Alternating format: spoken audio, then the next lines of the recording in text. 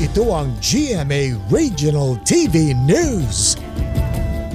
Oras na para sa maiinit na balita ng GMA Regional TV mula po sa Luzon. Makakasama natin si Chris Oniga. Chris? Salamat, Connie. Isa ang patay habang isa naman ang kritikal sa tatlong magkakahiwalay na aksidenteng kinasangkutan ng motorsiklo dito sa Pangasinan. Ang mainit na balita hatid ni Claire Lacanilaw Dungka ng GMA Regional TV.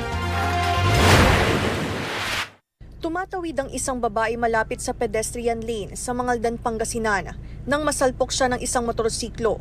Base sa investigasyon ng pulisya, galing ang biktima sa tindahan at pauwi na sana nang mangyari ang insidente. Naisugod pa sa ospital ang biktima pero idineklarang patay makalipas ang 2 oras. Nagtamo siya ng head injury at nabalian din ng buto sa dibdib. Nakipag-ayos na ang 18 anyos na driver ng motorsiklo sa iniwang pamilya ng biktima. Masama yung feeling namin dahil yun nga, nawalan kami ng mahal sa buhay dahil sa isang malagim na aksidente na napaka-responsable na driver ng motor. At the same time, 18 years old, without license, without helmet. Tumatawid din sa kalsadang isang motorsiklo sa Kalasyaw, Pangasinan nang biglang nabangga ito ng paparating na kotse.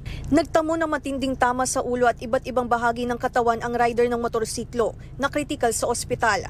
Naharap sa kaukulang kaso ang driver ng kotse na wala pang pahayag.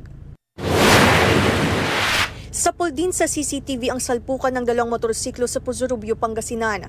Sumemplang ang 2 motorsiklo.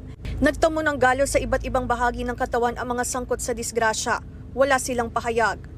Claire Lacanilaw Dungka ng GMA Regional TV, nagbabalita para sa GMA Integrated News.